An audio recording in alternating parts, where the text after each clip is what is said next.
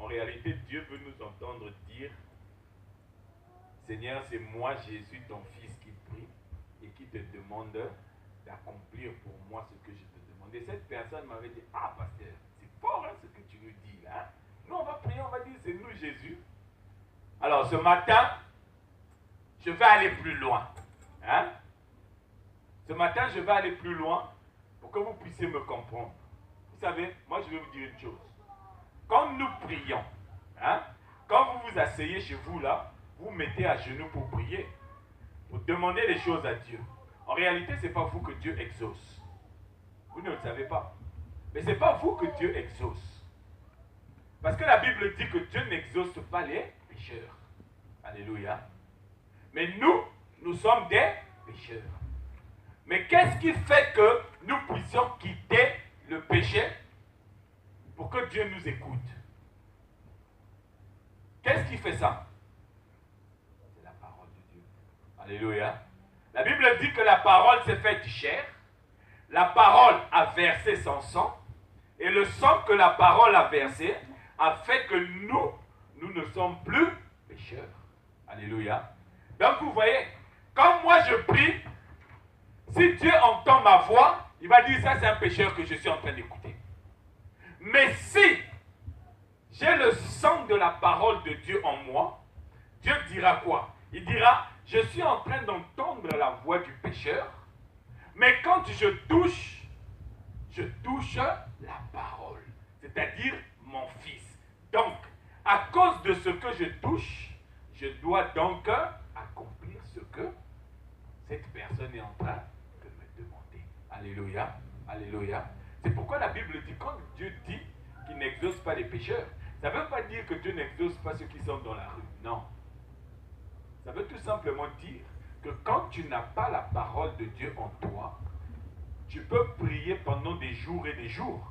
Dieu ne t'exaucera jamais. Mais quand tu as la parole, c'est à cause de la parole que tu as au-dedans de toi que Dieu va t'exaucer. Pourquoi? Nous allons le voir ce matin. Et nous allons lire, nous allons prendre nos Bibles dans Josué, chapitre 1, du verset 8 à 9. Je sais que ce passage-là, beaucoup de gens l'aiment bien. Beaucoup de gens aiment bien ce passage. Josué chapitre 1, Josué chapitre 1, du verset 8 à 9. Est-ce que tout le monde est à la page? Hein? Bien. Là-bas, on nous dit quoi? Que ce livre de la loi ne s'éloigne point de ta bouche, mais dites-le jour et nuit pour agir fidèlement selon tout ce qui est écrit. Car c'est alors que tu auras du succès dans tes entreprises. C'est alors que tu réussiras. Ne t'ai-je pas donné cet ordre? Fortifie-toi et prends courage. Ne t'effraie point, ne t'épouvante point, car l'Éternel, ton Dieu, est avec toi dans tout ce que tu entreprendras. Alléluia. Vous avez vu que ici, on vous dit ceci. Le succès dépend de deux choses. Vous êtes d'accord avec moi? Au verset 8, on te dit, mais dites-le jour et nuit, c'est alors que tu réussiras dans toutes tes entreprises. Amen. Donc, la première phase de la réussite ici, c'est quoi? C'est le livre de la loi que tu médites. D'accord? Vous êtes d'accord avec moi, non? C'est ce qui est écrit au verset 8. Maintenant, au verset 9, il dit ceci. Ne t'effraie point, fortifie-toi et prends courage. Ne t'effraie point, ne t'épouvante point, car l'Éternel, ton Dieu, est avec toi dans tout ce que tu entreprendras. Donc, si Dieu est avec toi dans tout ce que tu vas entreprendre, ça veut dire quoi? Est-ce que Dieu peut échouer dans tout ce qu'il a entrepris? Hein? Non. Donc ici, nous avons donc la deuxième chose qui te permet de réussir dans ce que tu entreprends, c'est la présence de qui? La présence de Dieu. Alléluia. Est-ce que vous avez compris? Donc, nous avons en premier lieu le livre de la loi qui nous garantit le succès dans toutes nos entreprises. Et en deuxième lieu, nous avons la présence de Dieu qui nous garantit le succès dans tout ce que nous entreprenons. Amen. Vous êtes d'accord avec moi, non? Hein? Est-ce que vous êtes d'accord avec moi, selon ce qui est écrit dans Josué chapitre 8, chapitre 1 du verset 8 au verset 9? Vous êtes d'accord avec moi, non? Donc, ce sont ces deux choses qui nous garantissent la réussite dans toutes nos entreprises. Maintenant, la question qu'on se pose, qu'est-ce que c'est que ces entreprises dans lesquelles nous devons réussir? Est-ce que l'entreprise dans laquelle nous devons réussir, c'est le mariage? Est-ce que l'entreprise dans laquelle tu dois réussir, c'est le travail? Est-ce que l'entreprise dans laquelle tu dois réussir, est-ce que c'est les enfants? Est-ce que cette entreprise, c'est ta santé, bien-aimé? Je vous ai dit le dimanche dernier que quand nous étions esclaves, nous étions en Égypte. Alléluia. Quand tu es encore pécheur, tu es en Égypte. Et en Égypte, tu es esclave. D'accord? Bien. Ensuite, il faut que tu sortes de l'Égypte pour aller où? Dans le désert. Amen. Jusque-là, vous me suivez, non? Hein? Donc, pour passer de l'Égypte au désert, il faut que l'agneau meure. Il faut que quelqu'un meure. Et c'est l'agneau qui est mort qui a permis aux enfants d'Israël de sortir. Ok? Bien. Mais pour que tu sortes du désert, pour aller, quand tu quittes le désert, c'est pour aller où? C'est pour aller dans la terre promise. Là où il y a quoi? Là où coule, le pays où coule le lait et le miel. Ça veut dire quoi? Le pays qui est rempli de la parole de Dieu. Alléluia. Parce que le lait et le miel, ça veut simplement dire la parole de Dieu. Amen. Est-ce que vous me comprenez ce matin? Donc, nous savons que nous avons quitté l'Égypte. Et je vous ai dit que quand tu es en Égypte, tu ne te rends pas compte que l'Égypte, c'est un désert. C'est-à-dire, l'Égypte, c'est le monde. Tu ne te rends pas compte que tu es dans le monde parce que tu es du monde. Mais une fois que tu sors de l'Égypte, c'est à ce moment-là que tu te rends compte que l'Égypte, c'est un désert parce qu'en Égypte, il n'y a pas d'eau. Il n'y a pas la parole de Dieu. Amen. Vous êtes d'accord avec moi, non? Hein? Jusque-là, vous me suivez bien. Bien. Donc, quand tu sors de l'Égypte, ça veut dire que toi, on t'a sorti du monde. Tu es rentré maintenant dans le désert. C'est-à-dire, le monde devient pour toi un désert parce que tu vois que ta vie ne participe pas à la vie du monde. Quand tu participais encore à la vie du monde, le monde était pour toi l'Égypte. Mais quand tu ne participes plus à la vie du monde, le monde devient un désert. Mais pour toi, l'objectif que Dieu a fixé, ce n'est pas la vie dans le désert. Pour toi, l'objectif que Dieu a fixé, c'est la vie dans la terre promise. Est-ce que vous me comprenez? Mais sauf que, pour que tu puisses arriver dans la terre promise physiquement, il faudrait d'abord que ton corps puisse être revêtu de l'incorruptibilité. Alléluia. Est-ce que vous me comprenez? Pour que tu puisses avoir accès à la terre promise physiquement, il faudrait que tu puisses sortir de cette enveloppe corporelle. Parce que tant que tu es dans la chair, tu verras toujours le désert autour de toi. Alléluia. Maintenant, je vais vous poser une question. Nous étions en train de chanter tout à l'heure. Tu m'as aimé. Jésus, je t'aime. Jésus, je t'aime. À quel moment une personne aime une autre personne? Hein? À quel moment une femme peut dire à un homme, je t'aime? Ou bien à quel moment un homme peut dire à une femme, je t'aime? Hein? Ah! Même ceux qui sont mariés, vraiment, vous savez, quand vous êtes mariés, là, on vous a dit, ce sont les alliances. Donc, on vous a donné juste les alliances comme ça. Tu as mis l'alliance et puis, bon, allez, au revoir, au revoir. Vous êtes séparés. Hein? Parce qu'on est intime avec la personne. Ah!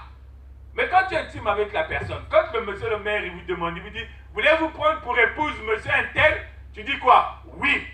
Voulez-vous prendre pour époux monsieur un tel? Voulez-vous prendre pour épouse madame un tel? Oui. Après, à la fin, on dit quoi? Il faut vous échanger les vœux, non?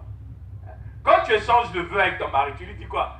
Chérie, il ne faut pas oublier la casserole que j'avais laissée sur le feu. Hein? C'est ce que tu lui dis. Hein? mari va te dire, ah chérie, mais je t'avais acheté les mèches là-bas, est-ce que tu avais vu les mèches que j'ai en plein mariage, c'est ce que tu diras à ton mari, c'est ce que tu diras à ta femme. Non. Tu vas lui dire quoi? Tu vas lui dire, je t'aime de tout mon amour. C'est pas ce que tu dis. Hein? Moi, on m'a obligé de le dire un jour devant les membres de ma famille. Et on m'a même obligé d'embrasser. Donc, pour prouver que ce que j'ai dit, c'est la réalité de ce que je faisais. Alléluia. Amen.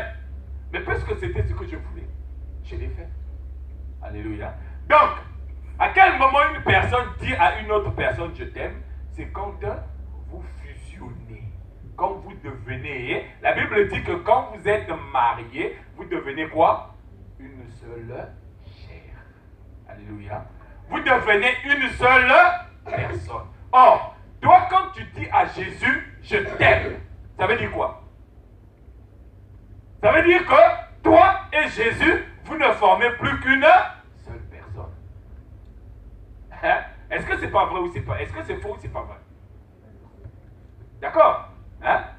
Donc, si toi tu dis à Jésus, tu sais que Jésus t'a dit, je t'aime. Et toi tu lui réponds, moi aussi, je t'aime. Ça veut dire que tous les deux, vous êtes devenus une seule chair. Et quand on est une seule chair, ça veut dire quoi? On a fusionné. Amen. Est-ce que vous me comprenez? Mais quand vous avez fusionné, ça ne veut pas dire que ce sont vos corps qui ont fusionné. La fusion s'est opérée au niveau de l'esprit. Amen. La fusion s'opère au niveau de l'esprit. C'est pourquoi je vous ai dit que quand la parole de Dieu arrive dans votre vie, la fusion se fait au niveau de l'esprit. Amen. Au niveau de ce que tu ne vois pas. Maintenant, le corps, lui, il ne fait que subir le résultat de cette fusion. Alléluia. Est-ce que vous me comprenez?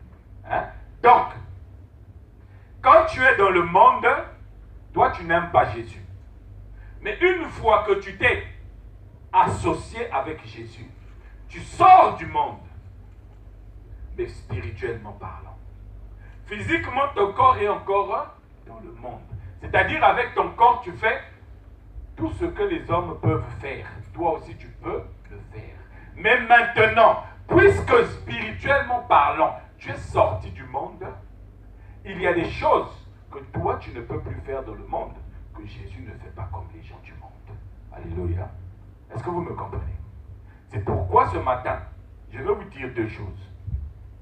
Quand tu marches dans le désert, la Bible te dit que le livre de la loi ne doit pas s'éloigner de ta bouche, parce que c'est lui qui va te donner le succès pour arriver où? Pour arriver dans la terre promise. Alléluia.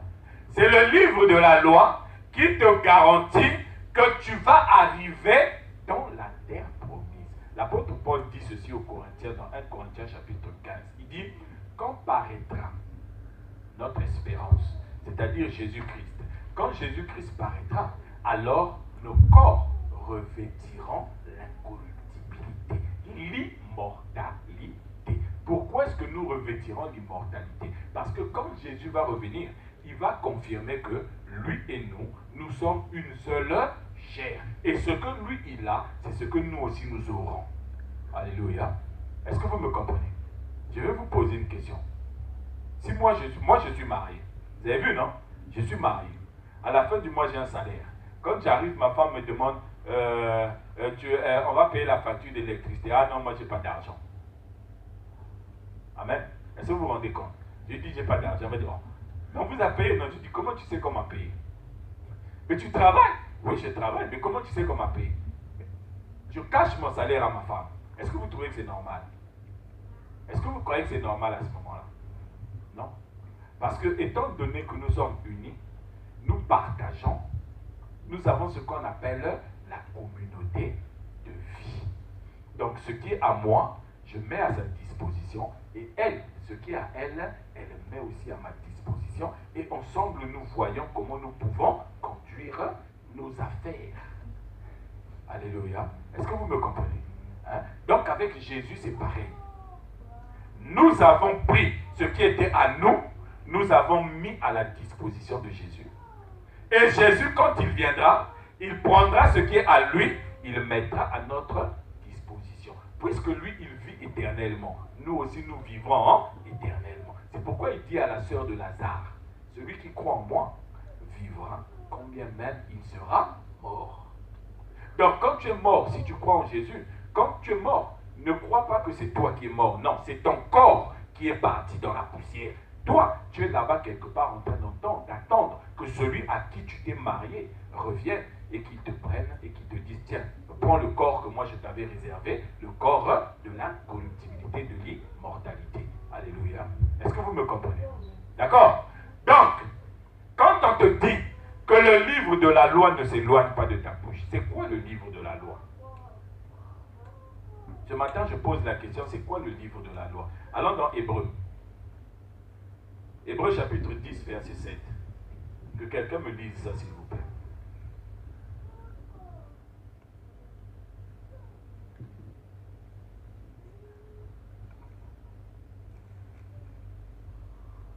Hébreu chapitre 10, verset 7. Alors, voici, je viens. Dans le mouvement de lui, il est question de moi. Dans le mouvement, il est question de moi. Bon, que quelqu'un me lise dans une autre version, s'il vous plaît. Alors j'ai dit, voici je viens, dans le rouleau du livre, il est question de moi, pour faire au Dieu ta gloire. Bien. Vous savez c'est qui parle là? Dans Hébreu chapitre 10, verset 7. Il dit, alors j'ai dit, voici je viens. Parce que, en réalité, dans le rouleau du livre, on ne parle que de moi. Alléluia. Donc, celui dont on parle dans le rouleau du livre, c'est celui qui est venu pour faire la volonté de Dieu. Amen. Est-ce que vous me comprenez? Bon, qui est-ce qui est venu pour faire la volonté de Dieu? Celui qui a dit, quand il était sur la croix, Père, tout est accompli. C'est qui a dit ça? C'est Jésus. Donc vous voyez que celui qui est venu pour faire la volonté de Dieu, c'est Jésus. Donc c'est de lui qu'il est question dans le rouleau du livre. Or, quand on dit rouleau ici, c'est quoi? Le rouleau, vous savez, dans l'Antiquité, hein, il ne faut pas croire qu'on avait des livres comme ça. Dans l'Antiquité, il n'y avait pas de livres. Dans l'Antiquité, il n'y avait pas de tablette. Hein? Dans l'Antiquité, il n'y avait pas de smartphone. Là-bas, dans l'Antiquité, on prenait la peau, on tuait un animal, on prend sa peau, on gratte sa peau, on gratte, après on commence à bien poser les pierres dessus, jusqu'à bien la rendre bien fine là, et après, on écrivait dessus. Quand on a écrit dessus, quand c'était fini, on enroulait ce qu'on avait écrit. Et ça faisait un rouleau. Le livre était un rouleau. Alléluia. Donc, quand il dit ici que c'est de moi qu'il est question dans le rouleau, dans le livre. Le livre là, c'est quoi? C'est le livre de la loi. C'est-à-dire le livre qui parle de Jésus. Alors encore dans Apocalypse chapitre 19, verset 10. Pour que vous puissiez bien comprendre que le livre de la loi, c'est le livre qui parle de Jésus. Apocalypse chapitre 19, verset 10. Est-ce que quelqu'un a trouvé? Qu'il me lise. Et je tombais à ses pieds pour l'adorer, mais il me dit, garde-toi de le faire, je suis ton compagnon de service et celui de tes frères qui ont le témoignage de Jésus. Adore Dieu, car le témoignage de Jésus est l'esprit de la prophétie. Amen. On nous dit ici, là c'est un ange qui parle. Il dit à Jean que l'esprit, le témoignage de Jésus, c'est quoi? C'est l'esprit de la prophétie. Alléluia. Le témoignage de Jésus, c'est l'esprit de la prophétie. En quelque sorte, on t'explique, l'ange t'explique ici que le témoignage de Jésus, c'est ce qui fait que la prophétie existe. Est-ce que vous comprenez? Hein? C'est à cause du témoignage de Jésus, c'est parce qu'il fallait le témoignage de Jésus, c'est pourquoi la prophétie a été appelée à exister. S'il n'y avait pas le témoignage de Jésus, la prophétie ne devait pas exister. Or, la prophétie, c'est quoi? La prophétie, c'est ce que Dieu annonce. Or, Dieu, il nous annonce quoi? Ce que Dieu nous annonce, c'est que nous allons être rachetés par son œuvre, par son action. Et l'action de Dieu passe par qui? Passe par Jésus. Alléluia. Donc vous comprenez que quand Dieu nous annonce ce qu'il va faire, nous savons ce que Dieu va faire. Nous le savons à partir de quoi? Hein? À partir de quoi nous savons que Dieu nous a aimés? À partir de quoi tu sais que Dieu t'aime, bien-aimé? Hein? Est-ce que c'est au journal de TF1 que tu as appris que Dieu t'aimait? Hein? Mais comment tu sais que Dieu t'aime? C'est en lisant quoi? Ah, même Léa, elle connaît. Que Dieu te bénisse, Léa. Emma, viens, Léa, Léa, viens. Viens, Léa, s'il te plaît. Viens, ma chérie. Viens. Ce que tu as dit là, c'est très important. Tu sais, ce que tu as dit, hein, même les grandes personnes ne le disent pas. Mais toi, tu l'as dit parce que ça se vient de ton cœur. Hein? Que Dieu te bénisse, ma chérie. D'accord? Et tu n'oublies jamais cette parole, qu'elle reste gravée dans ton cœur. Si un jour tu veux voir l'amour de Dieu, tu veux connaître l'amour de Dieu, va dans la Bible. D'accord? Hein? Que Dieu te bénisse, ma chérie. Amen. Vous avez vu? Donc, un petit enfant vous dit ici que si tu veux savoir, si tu veux connaître que Dieu t'aime, il faut lire la Bible. Alléluia. Donc, c'est la Bible qui te montre l'amour de Dieu. Donc, nous comprenons que le témoignage de Jésus, qui fait que l'esprit de la prophétie existe, ce témoignage de Jésus, nous l'avons dans la Bible. Donc, ça fait que le rouleau dont il est question, le rouleau qui parle de celui qui vient pour faire la volonté de Dieu, c'est notre Bible. Heureusement que Dieu nous a donné Léa. Alléluia. Parce que si Léa n'avait pas existé aujourd'hui, là, j'allais arrêter ma prédication ici. Amen. Ah, Félixon aussi l'a dit. Donc, béni soit le Seigneur parce qu'il nous a donné. Si Léa n'était pas là, Félixon allait le dire. Mais si les deux, ils n'étaient pas là, on allait arrêter notre prédication ce matin. Alléluia. Amen. Amen. D'accord? Vous voyez, non? Vous voyez? Donc, nous comprenons que l'esprit de la prophétie qui existe à cause du témoignage de Jésus, c'est dans la Bible que nous le trouvons. Donc, la Bible devient pour nous notre livre, la Bible devient pour nous notre livre de la loi. Amen. Est-ce que vous comprenez maintenant? Hein? Donc, quand Dieu dit à Josué que ce livre de la loi ne s'éloigne point de ta bouche, en réalité, Dieu lui dit que ta Bible ne s'éloigne point de ta bouche. Une fois, j'allais à l'Assemblée à Pointe-Noire au Congo, en Afrique. J'étais à l'Assemblée et ce jour-là, on m'avait demandé d'exhorter. Et j'ai exhorté sur ce passage. J'ai dit, que ce livre de la loi ne s'éloigne pas de ta bouche et tout. Et il y a un frère à la fin qui est venu me dire, il me dit, frère, mais toi tu me dis que le livre de la loi ne s'éloigne. Donc quand je marche, ça doit être comme ça là. Quand je dois marcher comme ça, quand tu viens de dire, bonjour, frère, ça va, oui, mais si ça ne s'éloigne pas de ma bouche, ça doit être collé sur ma bouche comme ça. Il dit, frère, c'est dur, hein? Alléluia. Est-ce que c'est ce que nous devons voir? Quand on te dit que ce livre de la loi ne s'éloigne pas de ta bouche, est-ce que la bouche là, c'est là où tu dois coller la Bible? Alléluia. Non. C'est pas ça. Amen.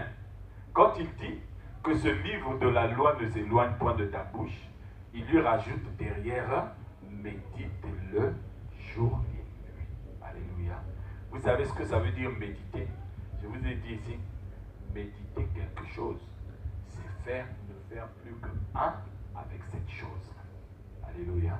Est-ce que vous me comprenez? Hein? Quand tu médites quelque chose, ça veut dire que tes pensées sont maintenant connectées à la pensée de cette chose. Alléluia. Maintenant, quand vous regardez, est-ce que Josué, quand au moment où Dieu lui dit Josué, que ce livre de la loi ne s'éloigne point de ta bouche. Est-ce que Josué avait la Bible que nous avons ce matin? Hein? Mais à l'époque de Josué, l'apôtre Paul n'existait pas encore. Hein? L'apôtre Paul n'existait pas encore à l'époque de Josué, vrai ou faux? Parce que Paul a commencé à exister quand Jésus-Christ est venu, il est mort et il est ressuscité. Il est monté au ciel. C'est à partir de ce moment-là que Paul a commencé à exister. Donc, et Josué, il a existé avant Jésus. Josué a même existé avant David, avant le roi David. D'accord? Or, le roi David a existé avant Jésus. Donc, au moment où Dieu dit à Josué que ce livre de la loi ne s'éloigne pas de ta bouche, la Bible de Josué, c'était quoi? La Bible de Josué, c'est ce qu'on appelle le Pentateuque. Hein? C'est-à-dire de la Genèse jusqu'à Deutéronome. Hein? Donc, vous comprenez que, donc, même dans le livre de la Genèse jusqu'à Deutéronome, il y a le témoignage de Jésus-Christ dedans. Alléluia. Est-ce que vous comprenez? Hein? Il y a le témoignage dans le livre de la Genèse jusqu'à Deutéronome. Et ensuite, une fois que pour Josué c'est fini, il y a d'autres personnes qui arrivent jusqu'à ce que nous sommes arrivés. Et pour nous aujourd'hui, le témoignage de la vie de Jésus, c'est de la Genèse jusqu'à Apocalypse. Est-ce que vous me comprenez ce matin? Hein? C'est pourquoi, quand l'apôtre Pierre, il parle, et l'apôtre Paul plutôt, il parle, il dit, vous qui croyez au témoignage de Jésus, quand il dit aux Éphésiens, il dit, vous qui croyez au témoignage de la vie de Christ, vous avez été édifiés sur le témoignage des apôtres et des prophètes. Les apôtres, c'est ceux qui ont vu Jésus en vrai, en chair et en os. Les prophètes, c'est ceux qui l'ont vu en esprit et qui l'ont annoncé depuis Moïse jusqu'à Malachie. Amen. Jusqu'au même Jean-Baptiste. Est-ce que vous me comprenez? Donc, si toi, tu considères ce matin que tu es sorti de l'Égypte, tu marches maintenant dans le désert, si tu veux rentrer dans la terre promise, ton cœur, c'est-à-dire ta bouche, doit être en permanence connecté au livre de la loi. C'est-à-dire ton cœur, ta bouche doit être en permanence en train de conjuguer le verbe témoignage de Jésus dans ta vie. Alléluia. Est-ce que vous me comprenez? Hein? Donc, le livre de la loi de ce matin pour toi, c'est le témoignage de la vie de Jésus. Pourquoi est-ce que le témoignage de la vie de Jésus est important pour toi? Au verset 8, il lui dit ceci, médite-le jour et nuit. Nous allons voir maintenant ce que c'est que méditer le livre de la loi. Quand tu médites quelque chose, bien aimé, je vous ai dit, tu ne formes plus qu'un avec cette personne. Vous avez déjà tous vu ici les films des Chinois, non? Hein? Vous n'avez jamais vu des films de Kung Fu? Ah, vous êtes trop petit peut-être. Hein? Quand vous regardez les films de Kung Fu, ou même les dessins animés des Chinois, Son Goku, tout ça là, des trucs comme ça là, vous voyez que quand vous avez quelqu'un qui apprend les arts martiaux, on lui dit, quand tu vas dans la forêt, tu dois méditer. Et quand tu médites, tu dois fusionner avec la nature. C'est-à-dire, toi et la nature, vous ne devez plus former qu'une seule personne. Et quand tu formes une seule personne avec la nature, ça veut dire quoi? Toi, tu entends la nature te parler. Hein? La nature te parle. C'est-à-dire, tu commences à comprendre ce que la nature peut faire pour toi, ce que la nature... Et c'est pourquoi vous voyez, bien aimé, regardez, c'est pourquoi vous voyez que les gens qui font le yoga, hein? C'est pourquoi vous voyez que les gens qui font le yoga, les gens qui rentrent dans les sectes un peu mystiques là, ils aiment la méditation. Parce que la méditation les met en connexion avec le monde dans lequel ils veulent être connectés, le monde astral. C'est pourquoi vous voyez, il y a certaines personnes qui vous diront que moi, quand je rentre en méditation, je peux soulever mon corps sans problème. Alléluia. Il vous dit, moi quand je rentre en méditation, je peux soulever mon corps. Il y a un ami de ma mère qui m'a dit ça un jour. Pendant qu'on était en train de lui parler de Jésus, il dit, oh, votre Jésus là, c'est un petit gars. Moi, si je croise mes pieds, que je me mets à méditer ici là, Il me dit, petit, tu vas me voir, je vais commencer à m'élever tout seul comme ça là au ciel. Et moi, à l'époque, je ne connaissais pas encore Jésus. Je dis, ah, mais le gars, il est fort. Mais quand je suis venu connaître Jésus, j'ai compris que ça fait simplement partie des pratiques dans lesquelles le diable te fait rentrer. Quand tu médites maintenant la parole du diable. Alléluia. C'est-à-dire quand tu es uni à la parole du diable. Amen. Amen. Est-ce que vous me comprenez ce matin? Hein? Donc, toi, quand tu médites le livre de la loi, ça veut dire que toi, tu fusionnes avec le livre de la loi. Or, nous avons vu que le livre de la loi, c'est le témoignage de la vie de Christ. Donc, toi, quand tu médites le livre de la loi, en réalité, tu fusionnes avec la vie de Christ. Est-ce que vous comprenez? Hein? C'est-à-dire, ta vie et la vie de Jésus ne forment plus que un.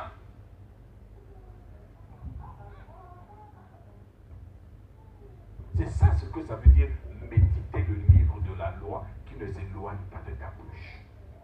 Tu fais en sorte que ta vie puisse devenir la vie de Christ dans le désert où tu es en train de marcher pour aller vers la terre promise.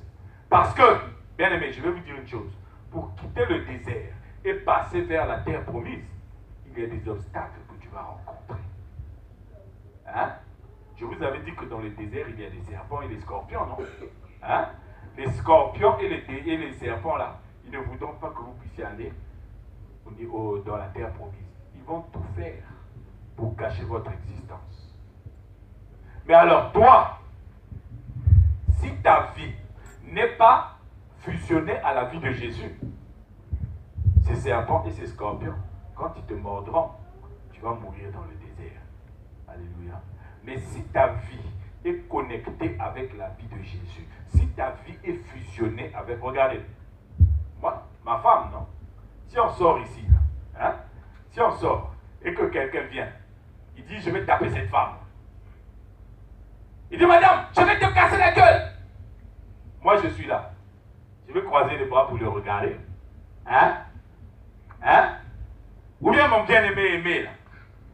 Si quelqu'un vient ici et dit, ça c'est la femme de qui? Oh, c'est la femme de ce monsieur-là qui s'appelle Aimé. Je vais cogner cette femme-là. Et lui va rester comme ça, il va croiser les bras. Elle dit, oui, vas-y, tape, c'est pas un problème. Alléluia. Hein? C'est-à-dire, si on donne une gifle à la femme d'Aimé, et puis que Aimé ne réagisse pas, quand ils vont rentrer à la maison, hein, je pense que Aimé, il va entendre un disque, hein, qui ne va jamais se rayer dans sa vie. Alléluia. Hein? Parce que si toi, on touche à ton mari ou à ta femme, obligatoirement tu dois réagir. Pourquoi? Parce que tous les deux, vous n'êtes plus qu'une seule. Donc toi, quand tu médites la parole de Dieu jour et nuit, ça veut dire que toi et Christ, vous ne formez plus qu'une seule personne. Si quelqu'un vient te toucher, ça veut dire qu'il a touché Christ. Amen. Vous savez, moi j'ai une tante. Hein? Moi, la majorité des tantes que j'ai, les sœurs de mon père, elles sont vraiment incroyables. J'ai une tante, un jour son mari avait eu des problèmes avec des gens à qui il devait de l'argent. Et ces gens-là ont attrapé son mari non loin de la maison. Ils étaient 3. Et il y en a un qui a tenu le mari de ma tante. Vous savez, quand on attrape les voleurs chez nous en Afrique, on le tient toujours par la ceinture. Je ne sais pas pourquoi, mais on le tient toujours par la ceinture. Peut-être parce qu'ils ont peur qu'il puisse s'en aller, et puis bon, c'est plus facile à le retenir. Hein, vous avez déjà vu ça, non? Là, on l'a tenu par la ceinture. Et le mari de ma tante dit, mais je vais vous payer, Il dit, rien à faire. Tu donnes l'argent aujourd'hui ou bien là. Toi et nous, ça va être notre histoire. Et il y a quelqu'un qui a vu la scène, il est allé appeler ma tante. Il a fait, ah, toi, ton mari là-bas, là. Mon mari? Et là, je vois ma tante là. Elle est rentrée dans la maison, elle a mis un pantalon. Au-dessus, elle a mis un pagne qu'elle a raccourci. Elle a bien attaché le pagne. Elle est sortie avec un pilon. Vous connaissez le pilon, non? Quand on pile le mortier là, hein? Elle est sortie avec ça.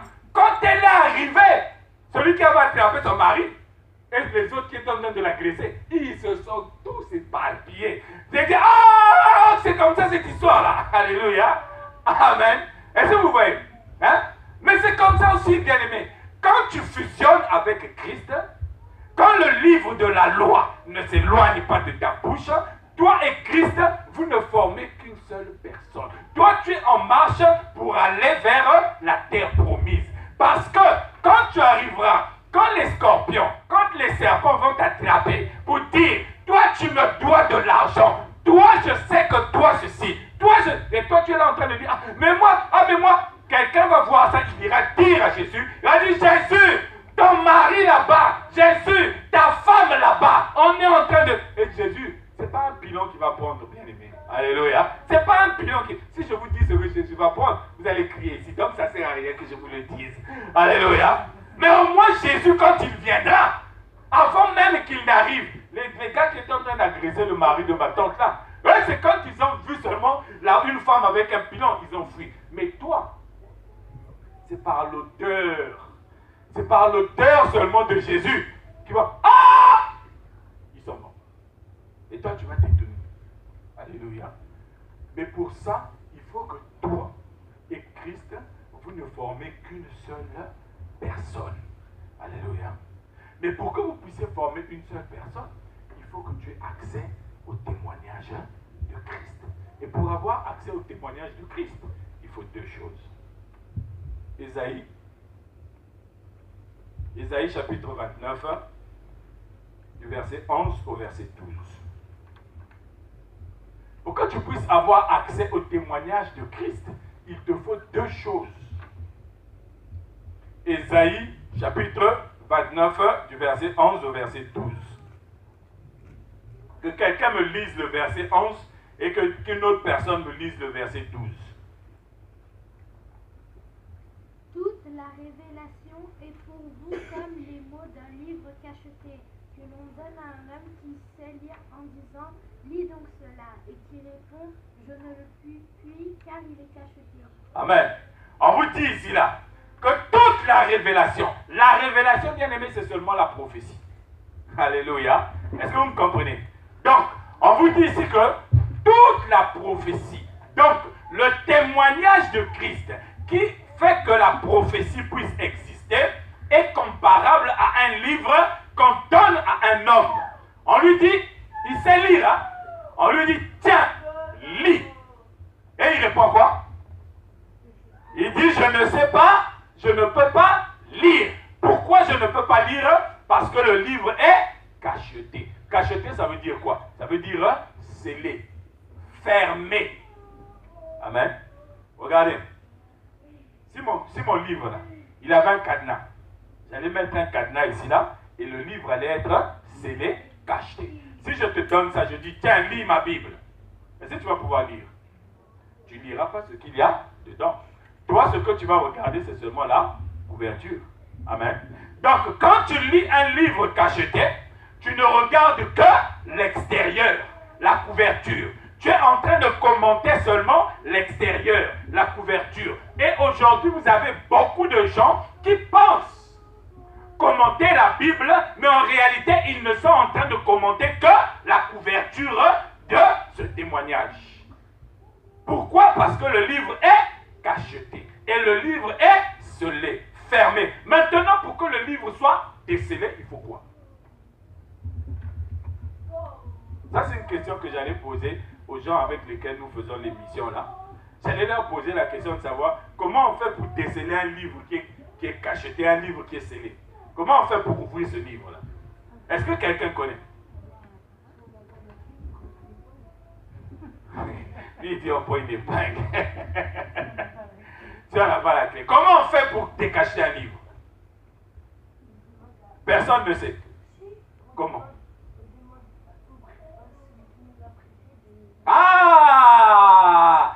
Ces enfants-là sont intelligents. Ces enfants-là sont hyper intelligents. On demande à celui qui nous l'a prêté, celui qui nous l'a donné. Celui qui nous a donné le livre, c'est qui? Qui nous a donné la prophétie biblique? C'est Jésus. Alléluia. Donc, pour décacheter le livre, il faut quoi? Il faut demander à Jésus. Mais Jésus qui décachette, qui découvre, qui ouvre ce livre-là, il a quelle forme? Le Jésus qui ouvre le livre, qui peut t'ouvrir, qui peut te donner accès au témoignage, à son témoignage, il a quelle forme? Non.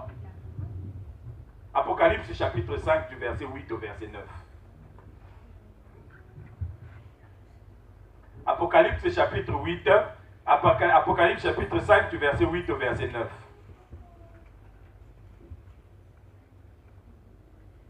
Bien, on est parti. Suivez bien ce qu'on dit là-bas.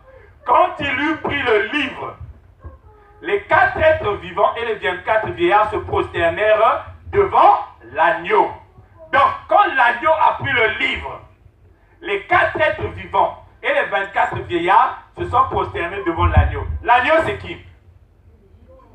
Bien, vous avez vu, non?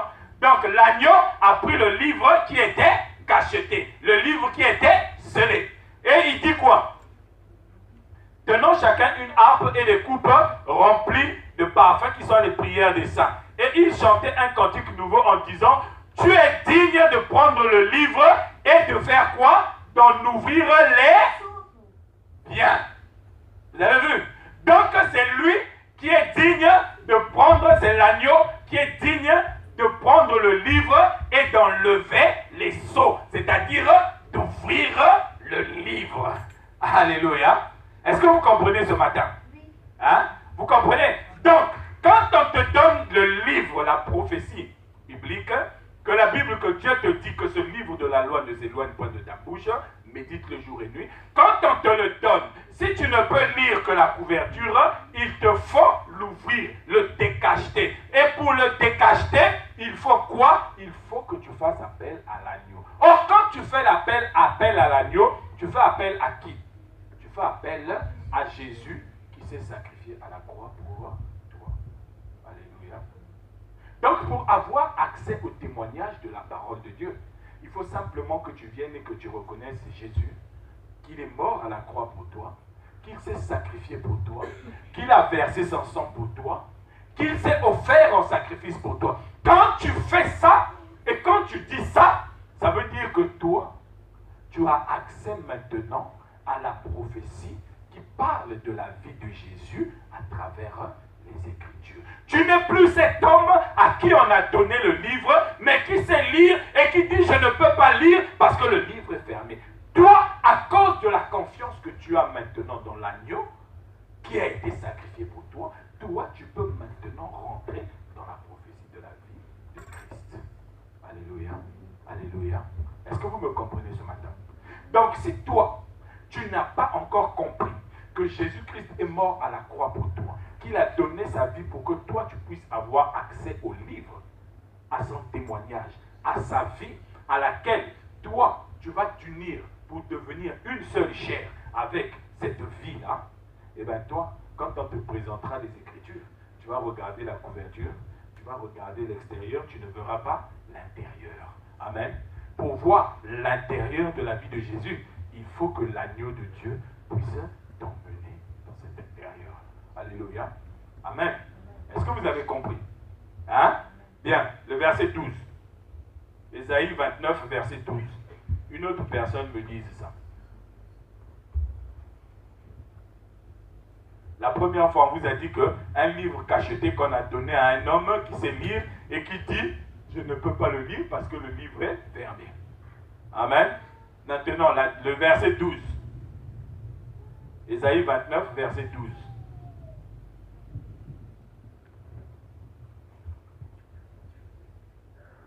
Comme un livre que l'on donne à un homme qui ne sait pas lire en disant: lis donc cela. Et qui répond: je ne sais pas lire. Bien, vous avez vu, non? Hein? La deuxième chose, c'est que le livre a été ouvert. Le livre, tu as accès au livre. C'est-à-dire, tu es rentré, l'agneau a enlevé les sceaux, tout ce qui fermait le livre. L'agneau l'a enlevé, maintenant on te donne le livre. Et on te dit: lis-le. Et toi tu dis: je ne sais pas lire. Je ne peux pas comprendre ce que je lis. Alors, à ce moment-là, tu as besoin de quoi pour comprendre le témoignage de Christ? Tu as besoin de quoi ou de qui? Amen. Est-ce que tu as besoin de quelqu'un ici, là? Oui, tu as besoin de quelqu'un. Hein? Et pour savoir qui est-ce qui va t'apprendre à lire ce que tu vas ce que l'agneau t'a donné accès. On va lire Jean chapitre 14, verset 26.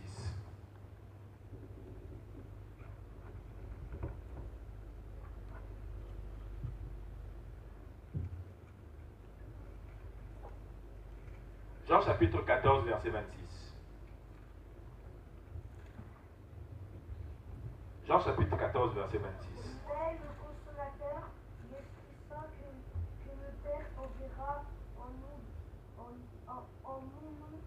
vous enseignera toutes choses et vous rappellera tout ce que je vous ai dit. Amen. On nous parle de qui ici?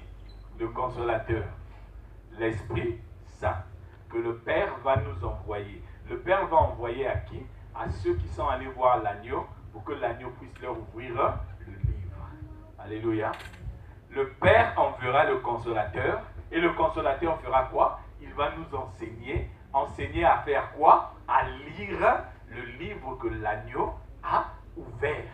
C'est à cause du consolateur que nous sommes en mesure maintenant de pouvoir lire et de comprendre ce que signifie le témoignage de la vie de Christ. Alléluia. Donc vous comprenez que quand je vous ai dit, pour pouvoir méditer le livre de la loi, il te faut deux choses. La première chose, il faut d'abord aller vers l'agneau, c'est-à-dire croire que Jésus-Christ est le sacrifice que Dieu a donné pour que entre toi et Dieu, il puisse y avoir la réconciliation. Pour que entre toi et Dieu, que vous puissiez être en paix. Pour que toi qui étais pécheur, que Dieu ne te considère plus comme un pécheur à cause de l'agneau qui a versé son sang sur toi. Alléluia. Est-ce que vous me comprenez? Mais une fois que tu as fait ça, il faut maintenant que tu demandes que le Saint-Esprit, parce que la Bible dit dans Éphésiens chapitre 1 verset 13, que tous ceux qui ont cru à la parole de Dieu ont reçu l'Esprit de Dieu. Et quand tu as reçu l'Esprit de Dieu, c'est l'Esprit de Dieu qui va commencer à t'enseigner les Écritures. Alléluia. C'est l'Esprit de Dieu qui va commencer à te montrer. Regarde ici, là. C'est avec cette parole que tu dois fusionner pour ne former plus qu'une seule personne. Alléluia. C'est le Saint-Esprit. Est-ce que vous me comprenez? Donc toi, quand Dieu dit à Josué, médite le jour et nuit, en réalité, Dieu est en train de dire à Josué, commence à croire que moi j'ai donné quelqu'un pour être un sacrifice pour toi, pour que tu puisses avoir accès à la terre promise. Et cette personne t'ouvrira la voie à son esprit qui va te montrer comment tu vas atteindre la terre promise. Parce que lui, il est déjà là-bas. Alléluia. Jésus, il est déjà dans la terre promise. Jésus, il est déjà dans la terre promise. Il attend seulement que le moment que Dieu a fixé puisse arriver pour venir nous récupérer et nous emmener là-bas. Mais dans notre tête, nous devons déjà être dans la terre promise. Regardez, il y a une de mes nièces qui a appelé hier ma femme, qui causait au téléphone, et il y a une de ses amies qui doit venir ici en France. Elle va arriver ici en France, je crois, la semaine prochaine. Et pendant qu'elles étaient en train de parler, sa copine lui dit, ah, tu sais, moi, vraiment, j'ai plus ma tête ici, là, au Congo. Ma tête, maintenant, c'est là-bas, en France. Si bien que même quand je dors, je rêve seulement que je suis en train de marcher en France. Alléluia. Est-ce que vous comprenez? Hein? Donc, celui qui est dans le désert et qui sait que l'agneau a ouvert le livre pour qu'il puisse y avoir accès et qui sait qu'il a l'esprit qui lui donne l'intelligence pour comprendre le témoignage de la vie de celui qu'il attend là-bas dans la terre promise, il ne rêve que de la vie dans la terre promise. Alléluia. Il ne rêve plus la vie dans le monde. Amen. Il ne rêve plus la vie dans le monde. Parce que toi, si tu continues à rêver de la vie dans le monde, ça veut dire que toi, dans ta tête, tu es encore dans le monde. Alléluia. Or, quand tu es sorti du monde dans ta tête, ça veut dire que toi, tu rêves de la vie qui est... Et quand tu rêves de la vie qui est là-bas, ça veut dire que toi, tu commences à tisser des liens avec Christ. Parce que c'est Christ qui est le principal acteur du livre de la loi qui ne doit pas s'éloigner de ta bouche. Donc, en quelque sorte, Dieu dit à Josué, il ne faut pas que celui qui t'attend en terre promise là-bas s'éloigne de ta bouche. Or, la bouche donne accès à quoi? La bouche donne accès au cœur. Parce que Jésus lui-même, il a dit, c'est du cœur que viennent les mauvaises choses. Et les mauvaises choses, on les exprime par quoi? Par la bouche. Je vous ai dit plusieurs fois ici, avant d'insulter quelqu'un, tu penses d'abord à cette insulte. Vrai ou faux? Hein? Avant de mentir, tu penses d'abord au mensonge. Donc tout ce qui sort de ta bouche vient de ton cœur. Donc quand le témoignage de Christ ne s'éloigne pas de ta bouche, ça veut dire que le témoignage de Christ a pris la place dans ton cœur. Alléluia. Est-ce que vous me comprenez? Et donc sans l'agneau et sans le Saint-Esprit, tu ne peux pas comprendre ce témoignage. Tu as besoin de l'agneau et du Saint-Esprit. Et quand tu as reçu l'agneau et le Saint-Esprit, tu dois maintenant rentrer dans la phase de méditation. Parce que c'est la phase de méditation qui va faire que toi et Christ, vous allez devenir une seule personne. Alléluia. Or que Christ, c'est quoi? Christ, dans Apocalypse chapitre 19, on nous dit qu'il a un nom. La parole de Dieu qui a un nom. Son nom, c'est Christ. Alléluia. Jésus, c'est la parole de Dieu. Donc, quand on te demande à toi de fusionner avec Christ, de ne former plus qu'une seule personne avec Christ, ça veut dire que toi, tu ne dois former plus qu'une seule personne avec la parole de Dieu. Alléluia.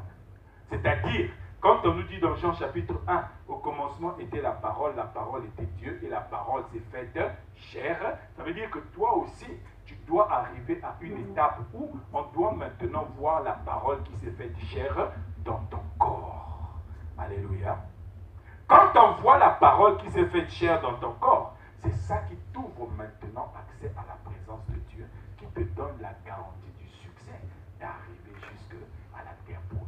Et quand tu es en train de marcher avec dans ta tête la présence de la parole de Dieu, comme j'ai dit tout à l'heure, tu ne rêves plus à la vie du monde. La vie du monde qui est faite de sécheresse, la vie du monde qui est faite de difficultés, la vie du monde qui est faite de toutes sortes d'angoisses et de tourments. Toi, tu ne rêves plus à ça. Toi, tu rêves maintenant à la vie qui est là-bas dans la terre promise. Or, dans la terre promise là-bas, quand tu arriveras, tu ne vas jamais trouver des gens qui divorcent là-bas. Quand tu arriveras dans la terre promise, tu ne trouveras jamais.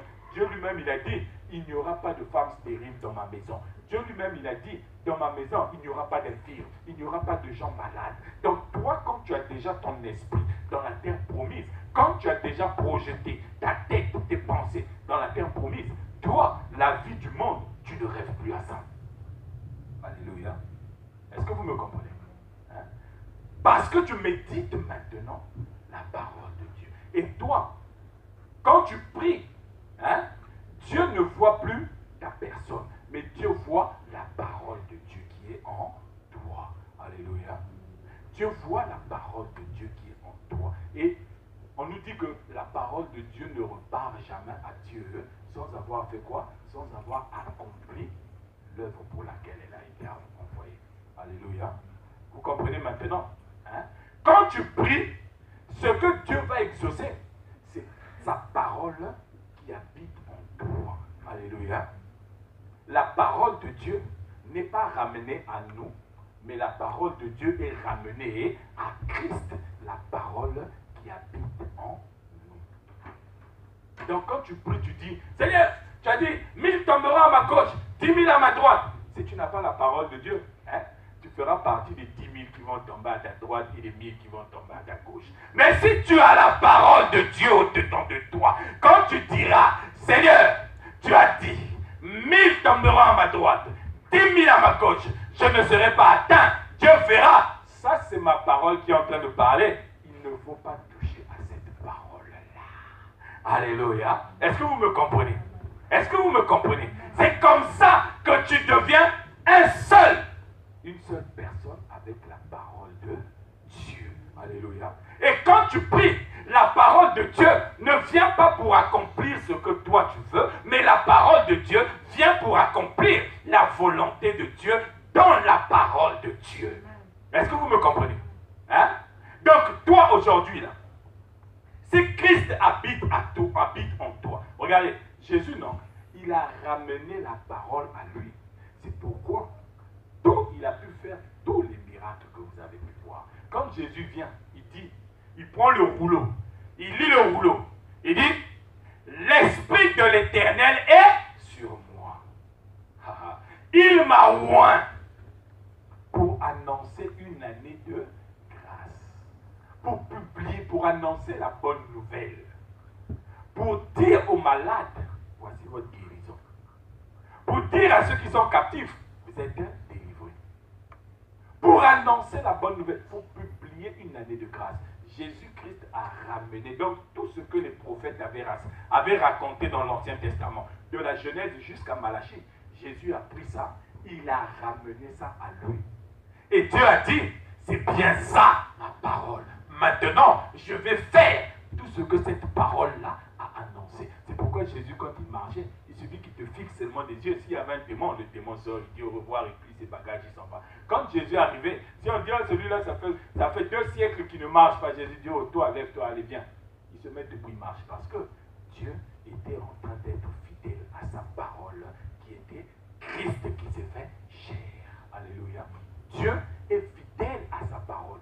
Dieu n'est pas fidèle à notre vie, à nous, mais Dieu est fidèle à sa parole. Si un jour tu attends que Dieu puisse être fidèle à toi, tu attendras jusqu'à ce qu'on va voir des vaches en train de voler ici, là. Alléluia. Mais si tu as la parole de Dieu dans ton cœur, Dieu verra cette parole et Dieu sera fidèle à cette parole-là. Et toi, si tu veux réellement vivre selon la parole de Dieu, si tu veux ramener la parole de Dieu à toi, alors il faut que tu fasses comme Jésus. Jésus a dit, dans Jean chapitre 4, je crois, ma nourriture, c'est de faire la volonté de Dieu. Donc, la nourriture de la parole de Dieu, c'est de faire la volonté de Dieu. Donc, toi, si tu veux ramener la parole de Dieu dans ta vie, il faut que tu sois il faut que tu sois celle qui est prête à faire la volonté de Dieu. Alléluia. Vous savez, Jésus, quand il est venu, il n'avait pas besoin de se marier. Hein? Pourquoi? Parce que Dieu lui avait fixé un petit temps seulement sur la terre, 3 ans. Bon, toi, si tu te maries avec une femme, tu vas vivre pendant 3 ans seulement. Tu te maries avec une femme. Hein? Ou bien tu es une femme, tu te maries à 1 an, Dieu te dit, toi, tu vas vivre seulement 3 ans. Bon, dans les 3 ans, il faut déjà enlever 1 an où tu vas porter la grossesse, tu vas accoucher, il faut encore enlever. Tu ne pourras même pas avoir un congé de maternité ici en France, parce que le congé de maternité, c'est 3 ans. Quand tu vas venir, tu as dit congé de maternité, Dieu va te dire, oh, mais toi, je t'ai donné que 3 ans. Tu as dit, ah, donc ça ne sert à rien que tu puisses avoir un enfant. Alléluia. Donc c'est pourquoi Jésus n'a pas eu besoin de se marier. Mais maintenant, toi, à qui Dieu a donné plus de 40 ans à vivre, plus de 80 ans à vivre, toi, tu peux avoir des enfants. Mais si toi, tu dis que tu as la parole de Dieu en toi, ça veut dire que ta nourriture, c'est de faire la volonté de Dieu. À partir de ce moment, tout ce que tu fais, toutes tes orientations ne doivent avoir qu'un objectif, c'est que tu puisses accomplir la volonté de Dieu. Par conséquent, si toi tu viens me dire que tu veux te marier, tu pries, Seigneur, je veux me marier. Dieu va comprendre que c'est sa parole qui est en toi qui veut se marier. Hein? D'accord, non? Parce que la parole habite en toi. Dieu va comprendre que c'est la parole qui est en toi qui veut se marier. Mais puisque la nourriture de la parole, c'est de faire la volonté de Dieu, il faut que tu trouves un mari ou une femme qui ne va pas t'empêcher de faire la volonté de Dieu. Vrai ou faux? Hein? Parce que si tu vas épouser un musulman, toi tu es chrétien, tu vas épouser un musulman, le musulman il va te laisser aller à l'église pour faire la volonté de Dieu. Alléluia. Hein? Vous savez, on avait une sœur qui interprétait, toujours à Pointe-Noire là-bas. Cette sœur-là, elle était interprète parce que là-bas, vous savez, au Congo, c'est pas tout le monde qui a fait l'école là. Donc, il y a des gens qui ne comprennent pas bien le français. Pour qu'ils comprennent bien le message biblique, il faut qu'il y ait quelqu'un qui interprète. Et donc, cette sœur-là, elle interprétait. Et cette sœur-là, à l'église, quand les frères de l'église venaient la voir pour lui dire, ah, ma sœur, vraiment, je trouve que toi, tu es très belle. Moi, je voudrais me marier avec toi. Là, elle regardait, elle scannait, on va appeler ça scanner, elle scannait le frère de la tête jusqu'au pied. Quand elle a scanné, aller-retour, elle dit, toi, là, vraiment, toi, tu as le courage de venir me voir, toi, tu peux me... Vas-y. Alléluia. Elle le chasse. Elle en a humilié au moins une bonne petite dizaine à l'église. Alors, elle est arrivée un jour où elle est tombée sur un commerçant malien. Elle est tombée sur lui et le commerçant lui a dit, ah, tu sais, ma soeur, toi, tu es très belle. Elle dit, moi, je suis chrétienne, je suis un enfant de Dieu. Mais il n'y a pas de souci, moi, je peux me convertir aussi, je peux venir. Elle dit, si tu te convertis, tu viens à l'église. D'accord. Le gars, il est venu, il s'est converti, il dit, moi, j'accepte Jésus dans ma vie comme Seigneur et Sauveur. L'agneau vient dans mon cœur, fais ce que tu veux. La femme lui a dit, c'est pas suffisant, il faut que tu suives les enseignements et que tu te fasses baptiser. Il a suivi les enseignements, il s'est fait baptiser. Il a pris la Sainte Seine à l'église, tout. Alléluia. Et finalement, quand la fille a vu que, le frère s'est réellement converti, elle s'est mariée avec lui. Ils se sont mariés. Un mois a passé, le frère venait à l'église. 2 mois, il venait à l'église. Le 3e mois, la fille, elle se réveille un bon matin comme ça là pour aller à l'église. Elle voit le monsieur qui s'est mis à genoux avec le truc sur la tête, avec un boubou là. Et puis un truc, Allahu Akbar, Alléluia. Et elle a paniqué. Il dit, mais qu'est-ce qui se passe? Et quand il a fini, il dit, mais qu'est-ce qui se passe?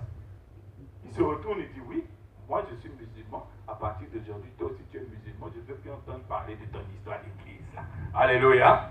Est-ce que vous avez vu? Bon, toi tu dis que tu as la parole au-dedans de toi et tu es allé te mettre dans une situation où la parole ne te permet plus d'accomplir la volonté de Dieu. Est-ce que toi tu peux encore dire que ma nourriture c'est de faire la volonté de Dieu? Bon, une personne pareille, si elle prie, vous croyez que Dieu va l'exaucer? Hein? Mais il n'y a plus d'exaucement pour toi à ce moment-là parce que tu es allé te mélanger.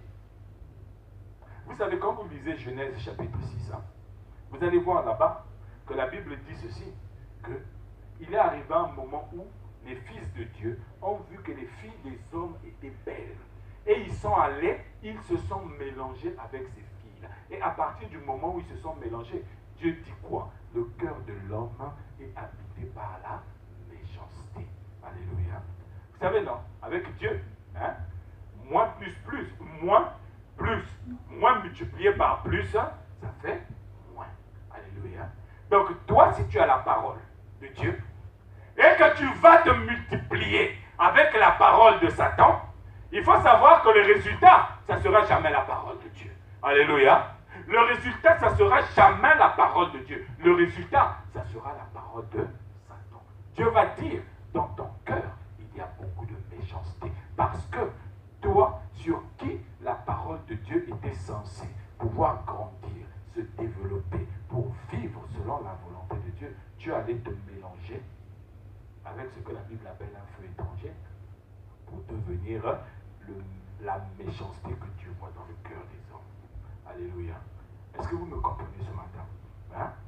Donc toi, si tu as besoin de te marier, tu dois te marier avec un homme qui ne t'empêchera jamais de faire la volonté de Dieu. Tu dois te marier avec une femme qui ne t'empêchera jamais de faire la volonté de Dieu. Tu dois même trouver un travail qui ne t'empêchera jamais de faire la volonté de Dieu. Parce que moi, je suis très estomaqué de voir ici en France des gens qui me disent que vraiment, moi j'ai envie de servir Dieu, mais je ne peux pas parce que le travail. Bien aimé, si tu as la parole de Dieu au-dedans de toi, tu vas dire, Seigneur, moi je veux un travail, mais comme ma nourriture c'est de faire ta volonté, il me faut un travail qui va me permettre de faire ta volonté.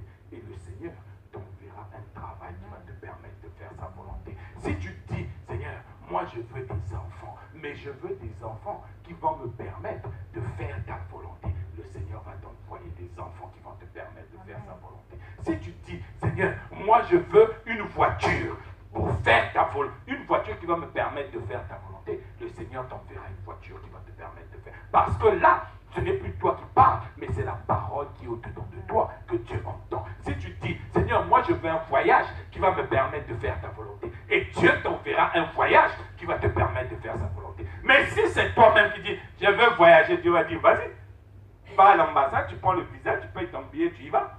Alléluia. Mais si c'est la parole de Dieu qui parle en toi, Dieu fera en sorte que sur la route de la terre promise, que tu puisses être dans le succès. Alléluia. Tu es dans le succès, tu es dans la réussite de toutes tes entreprises parce qu'il y a la parole au-dedans de toi qui est. Donc la nourriture est de vivre, de faire selon la volonté de Dieu. Si c'est un diplôme que tu veux à l'école, tu dis, Seigneur, moi je veux le plus grand diplôme ici, là, c'est quoi? Doctorat plus combien? Bac plus combien?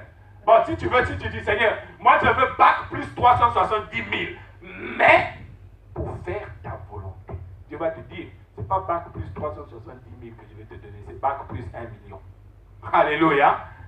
C'est-à-dire, toi, tu auras fini même l'école. Amen. Tout ça parce que tu as la parole de Dieu au-dedans de toi. C'est pourquoi ce matin, matin, je voulais te dire, bien-aimé, il faut que tu te charges de la parole de Dieu. On te dit, il faut que tu la médites jour et nuit. C'est elle qui, en venant s'asseoir au-dedans de toi, va attirer à toi la présence du Seigneur, qui va permettre que quand Dieu te verra, il ne verra pas Salem. Quand Dieu te verra, il ne verra pas Marie. Quand Dieu te verra, il ne verra pas Aimé, mais il verra sa parole. Et quand il verra sa parole, il dira, ça, c'est pour faire ma volonté. Donner. Alléluia. Est-ce que vous me comprenez ce matin? Hein? Si quelqu'un m'a compris, qu'il lève seulement la main ce matin. Alléluia. Alléluia. Si tu m'as compris, bien aimé, ce matin, tu vas fermer les yeux, nous allons prier.